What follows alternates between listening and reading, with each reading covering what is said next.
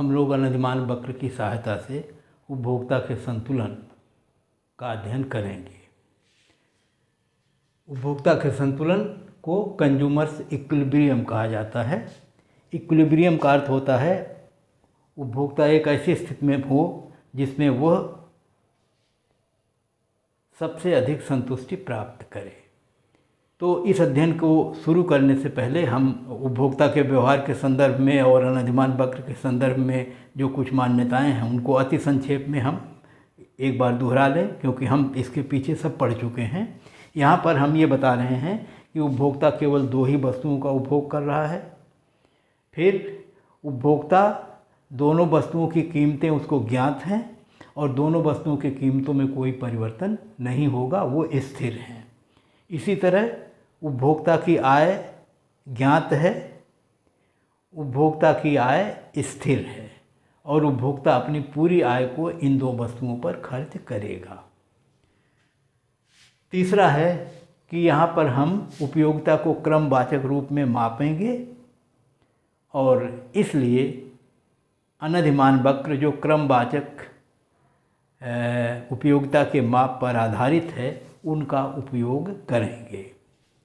और जैसा कि सर्वविदित है कि उपभोक्ता के व्यवहार में माना जाता है कि उपभोक्ता विवेकशील है और विवेकशीलता की वे सारी शर्तें जो हम पीछे पढ़ चुके हैं वो लागू होंगी। अर्थात उपभोक्ता अपनी आय से दोनों वस्तुओं के दिए हुए मूल्यों पर इन वस्तुओं की उतनी मात्राएं उपभोग करेगा जिससे उसकी संतुष्टि सर्वाधिक हो जाए। तो उसका लक्ष्य संतुष्टि को सर्वाधिक करना है। और एक मान्यता और है कि वस्तुएं पूर्णतया विभाज्य हैं। कहने का तात्पर्य ये हुआ कि अपनी आय की कुछ राशि को अगर एक वस्तु पर खर्च कर देता है तो जितनी आय बचती है उससे दूसरी वस्तु खरीद लेगा। अगर वो पूर्णांक में नहीं आती है तो विभाज्य होगी वस्तु। तो ये मान लिया गया कि वस्तुएं पूर्णतया विभाज्य हैं और मुद्रा की कोई भी राशि से कोई भी वस्तु या उसका कोई भी अंश खरीदा जा सकता है। तो हम संक्षेप में इतनी मान्यताओं को ध्यान में रखें और बीच बीच में हम अन्य सारी चीज़ें जो उपभोक्ता के व्यवहार के संदर्भ में अनधिमान वक्र विधि में प्रयुक्त होती हैं या मानी जाती हैं उनका उल्लेख करते रहेंगे। तो हम लोगों ने अनधिमान वक्र पीछे पढ़ा हुआ है, हम लोगों ने मूल्य रेखा भी पढ़ी हुई है। तो उनकी सहायता से अब हम दिखाने का प्रयास करेंगे कि अनधिमान किस तरह से उपभोक्ता संतुलन में अपने को करेगा। तो एक चित्र का सहारा पहले ले रहे हैं। ये देखिए,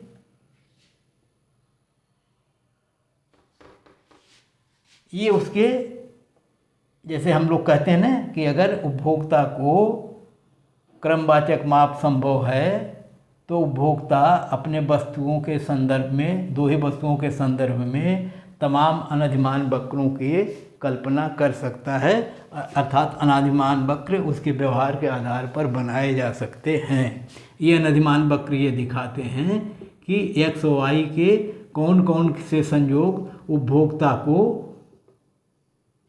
समान संतुष्टि प्रदान करते हैं।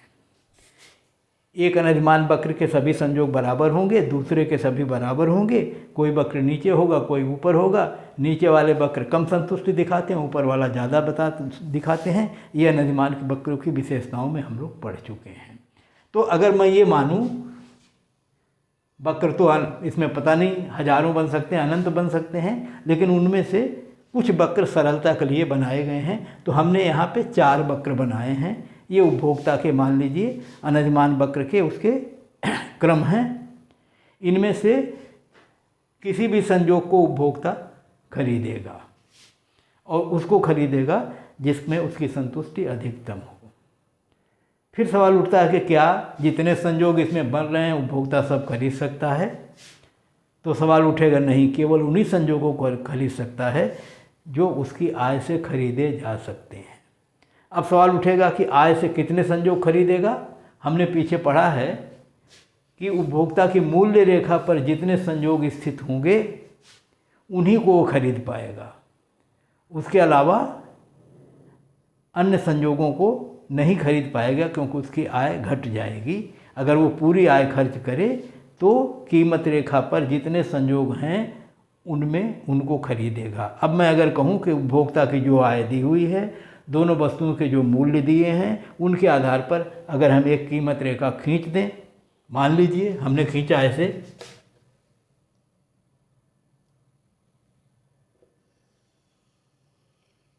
हम जानते हैं कीमत रेखा सरल रेखा होती है और इसके लिए हम इसको स्केल से खींच रहे हैं।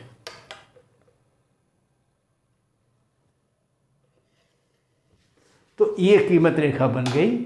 नामकरण भी कर सकते हैं वैसे ही, PL जैसे हम इसको लिखते हैं, ये हमारी PL कीमत रेखा है। और अब जितने अनधिमान वक्र हमने बनाए हैं उनमें से देखें कौन कौन से संयोग इस कीमत रेखा पर पड़ते हैं। देखिए, एक ये संयोग पड़ेगा A, एक ये संयोग पड़ेगा B, एक ये संयोग पड़ेगा C, एक ये संयोग पड़ेगा D और एक संयोग पड़ेगा E। क्योंकि हमने 4 ही अनधिमान वक्र यहाँ खींचे हैं, इस नाते उन वक्रों पर जितने संयोग इस कीमत रेखा पर आएंगे उन संयोगों को हम दिखा रहे हैं। और अब हम कह सकते हैं कि इस चित्र में 4 वक्र हैं, अनधिमान वक्र हैं उपभोक्ता के। एक उसकी PL कीमत रेखा है। PL कीमत रेखा पर इन चारों अनधिमान वक्रों के 5 बिंदु पड़ते हैं। इन 5 बिंदुओं या 5 संयोगों को, क्योंकि ये संयोग बताते हैं कितना x कितना y, अगर हम ये संयोग की बात करें तो कहेगा इतना x और इतनी y, तो एक संयोग हो गया। इसी तरह से 5 बिंदु 5 संयोग दिखा रहे हैं। अब सवाल उठता है, उपभोक्ता इन 5 में से किस संयोग को चुनेगा या खरीदेगा जो उसे सबसे ज़्यादा संतुष्टि प्रदान कर दे। और अब हमको तुलना करनी पड़ेगी कि कौन ज़्यादा करेगा।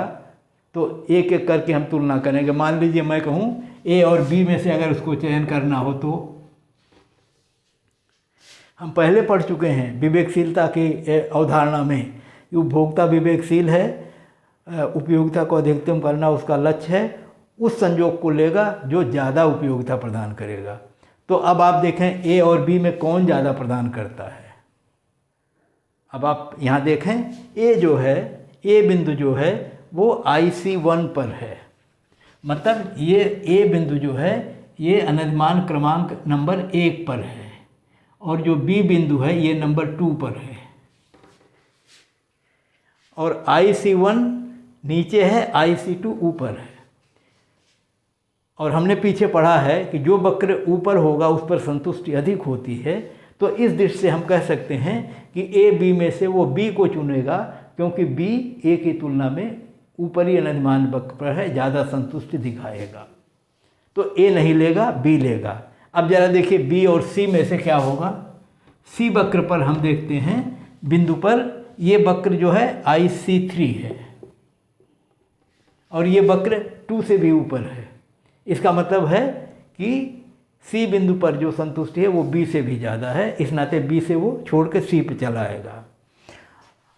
अब अगर वो D की तुलना करें C से, तो D है 3 पर और C जो है अनधिमान वक्र नंबर 3 पर, D जो है ये 2 पर है, इसी पर B भी है, इसी पर D भी है। तो क्योंकि B को रिजेक्ट कर चुका है, इस नाते वो D को भी रिजेक्ट कर देगा। उपभोक्ता के विवेकशीलता का ये भी टर्म है, एक मान्यता है कि अगर वो B और D बराबर हों, तो अगर उपभोक्ता C को वरीयता देता हो B पर, तो वो D पर भी C को वरीयता देगा। अर्थात D और C में से चयन करना हो तो D को नहीं चुनेगा, क्योंकि D बराबर B को पहले ही वो रिजेक्ट कर चुका है। तो उपभोक्ता D को नहीं चुनेगा, इसी तरह से उपभोक्ता E को भी नहीं चुनेगा, क्योंकि E जो है ये बिंदु अनधिमान वक्र नंबर 1 पर है, जिस पर सबसे कम संतुष्टि मिलती है जितने वक्र हमको दिए गए हैं उनमें से। तो उसी वक्र का A को वो पहले रिजेक्ट कर चुका है, नहीं तो D को भी, E को भी अब रिजेक्ट कर देगा। तो अब उपभोक्ता करेगा क्या कि जो C बिंदु है ये, इसको चुनेगा और उसके जो भी विकल्प अवेलेबल हैं इन 4 वक्रों में, उनमें से C संयोग को वो खरीदेगा और इस पर उसकी संतुष्टि सर्वाधिक होगी। एक वक्र यहाँ बता दें, एक वक्र जो IC4 था ये उसकी कीमत रेखा के पहुँच के बाहर है, अर्थात उसकी आय से उस वक्र पर स्थित संयोगों को खरीदा नहीं जा सकता। इस नाते वो जितने अवेलेबल थे उनमें से 5 संयोगों में से C को चुनेगा और C सबसे ऊंचे अनधिमान वक्र पर है, इस नाते सबसे ज़्यादा संतुष्टि प्रदान करेगा। तो ये तय हो गया कि उपभोक्ता जो है कौन सा संयोग ग्रहण करेगा, और हमने कहा कि उपभोक्ता जो है वो C संयोग को लेगा। अब कहा जाए, अब देखिए कि C संयोग में ऐसी कौन सी खास बात है जो दूसरे संयोगों में नहीं है। तो देखिए C की दशाएं क्या हैं, जो संस्थित का बिंदु है उसकी क्या दशा है, कंडीशन क्या है, शर्तें क्या हैं। ये देखिए ये शर्त है, ये मूल्य रेखा है और ये इसका बिंदु है, और इस बिंदु पर C ऐसे जा रहा है। IC3 अगर हम यहाँ लिखें, ये C बिंदु लिखें, ये PL कीमत रेखा लिखें, तो अब देखिए ये है C बिंदु पर उपभोक्ता की संतुष्टि सर्वाधिक है। तो C बिंदु पर कौन सी विशेष बात है जो अन्य बिंदुओं पर नहीं है, और वो जो 2 बात है वो ये है, देखिए कि C बिंदु पर अनधिमान वक्र कीमत रेखा को स्पर्श कर रहा है। मतलब जो संस्थित बिंदु है, ये साम्य बिंदु है,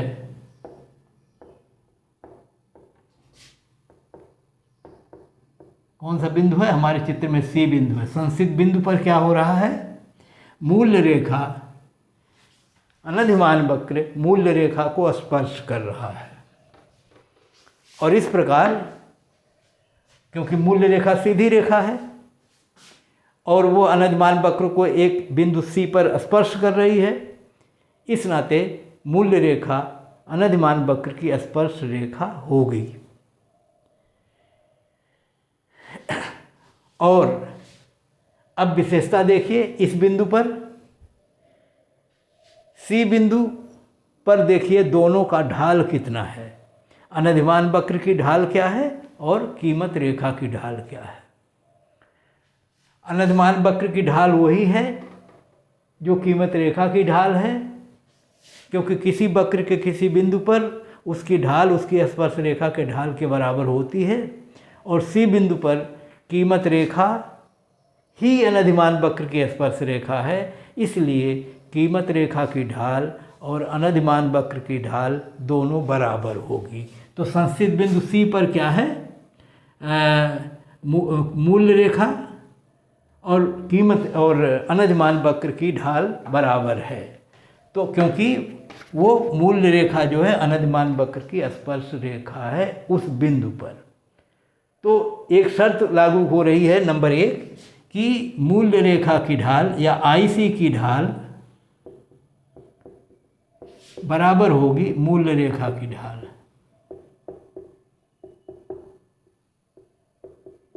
दोनों के स्लोप बराबर होंगे, और हम इसके पहले देख चुके हैं। अभी कीमत रेखा जब बढ़ा रहे थे तो कीमत रेखा की ढाल को हम लिख चुके हैं, अनधिमान वक्र की ढाल को भी लिख चुके हैं, इसीलिए वहाँ पढ़ा दिए थे, यहाँ ज़्यादा समय नहीं लगे। तो कीमत रेखा की ढाल क्या होती है, ये होती है प्रतिस्थापन की सीमांत दर।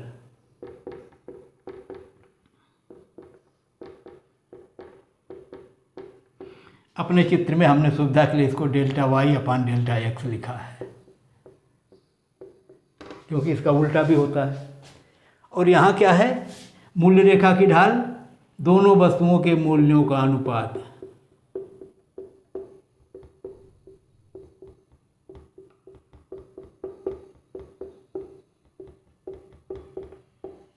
और स्पष्ट या रूप में जब हम इसको लिखेंगे तो हम इसको ऐसे लिख सकते हैं कि marginal rate of substitution delta y delta x बराबर होगा, दोनों वस्तुओं के मूल्यों को अनुपात की जगह पर हम लिख सकते हैं एक्स का मूल्य बटा वाई का मूल्य।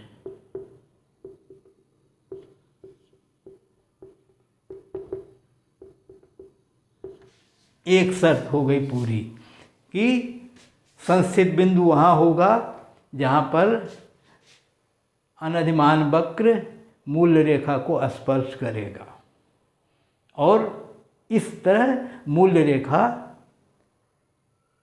अनधिमान वक्र की स्पर्श रेखा होगी। और क्योंकि दोनों की ढाल उस बिंदु पर बराबर है, इसलिए अनधिमान वक्र की ढाल बराबर होगी मूल्य रेखा की ढाल। अनधिमान वक्र की ढाल बराबर होती प्रतिस्थापन की दर और मूल्य रेखा की ढाल बराबर होते दोनों वस्तुओं के मूल्यों का अनुपात। इसलिए इस बिंदु पर ये शर्त पूरी होगी। और एक दूसरी शर्त और पूरी होगी, संस्थित बिंदु पर अनधिमान वक्र, देखिए अनधिमान वक्र केंद्र की ओर उन्नतोदर होगा, उत्तल होगा या उन्नतोदर होगा, उठा हुआ होगा। संस्थित बिंदु पर आयसी वक्र केंद्र की ओर उन्नतोदर होगा और उन्नतोदर होगा तभी ये अधिकतम बिंदु होगा, अधिकतम संतुष्टि का बिंदु होगा, अन्यथा ये अधिकतम संतुष्टि का बिंदु नहीं होगा। तो हुआ क्या, संस्थित बिंदु पर अनधिमान वक्र कीमत रेखा को स्पर्श करेगा। संस्थित बिंदु पर प्रतिस्थापन की सीमांत दर दोनों वस्तुओं के मूल्यों के अनुपात के बराबर होगी। संस्थित बिंदु पर अनधिमान वक्र केंद्र की ओर उन्नतोदर होगा और उन्नतोदर होना आवश्यक है, क्योंकि अगर ऐसा नहीं होगा तो उस पर उपयोगिता संतुष्टि अधिकतम नहीं होगी। तो इस प्रकार से अब हम ये दिखाते हैं कि अनधिमान वक्र के माध्यम से उपभोक्ता के संस्थिति को हम कैसे प्रदर्शित कर सकते हैं और उसको इसी रूप में प्रदर्शित किया जाता है। और अब हम कह सकते हैं कि इस बिंदु पर उपभोक्ता की संतुष्टि अधिकतम होगी। इस नाते सी बिंदु ही उपभोक्ता के संतुष्टि का बिंदु है, जहाँ पर क्या करेगा वो इस बिंदु द्वारा निर्धारित x और y की मात्राओं का उपभोग करेगा। अर्थात x की इतनी मात्रा और y की इतनी मात्रा, ये अगर ऐसे मैं कह दूँ तो कि इस संस्थित बिंदु पर y की मात्रा होगी y1 और x की मात्रा होगी x1। जब हम इसको शून्य पढ़ते हैं तो केवल y1 पढ़ सकते हैं, और नहीं तो कई लोगों इस तरह से पढ़ते हैं, ये ओरिजिन है, केंद्र है, तो यहाँ से लेकर यहाँ तक की दूरी ऐसे बताते हैं OY1 OX1, तो दोनों चलेगा। तो इस तरह से वो y की मात्रा लेगा, वो y1 और x की मात्रा लेगा OX1, और ऐसी स्थिति में उसकी संतुष्टि सर्वाधिक होगी और उपभोक्ता वहीं संस्थित में होगा। तो ये अनधिमान वक्रों के माध्यम से उपभोक्ता के संस्थिति का चित्र द्वारा विश्लेषण है। और यदि इस मूल्य रेखा में किसी तरह से परिवर्तन हो जाए, परिवर्तन कब होगा, जब उपभोक्ता की आय परिवर्तित हो जाएगी, जब दोनों वस्तुओं के मूल्यों में किसी एक में या दोनों में परिवर्तन हो जाएगा तो संस्थिति बदलेगी। ये विश्लेषण हम आगे पढ़ेंगे और कि संस्थिति में किस प्रकार से परिवर्तन होता है, और उनको हम अगले वीडियो में देखते हैं। तो इस प्रकार से अनधिमान वक्रों के माध्यम से हम लोग उपभोक्ता के संतुलन या संस्थिति का अध्ययन कर चुके हैं, और अगले वीडियो में मिलते हैं तो हम देखेंगे कि आय और मूल्यों में यदि परिवर्तन होता है तो उपभोक्ता की संस्थिति किस प्रकार से परिवर्तित होती है। धन्यवाद।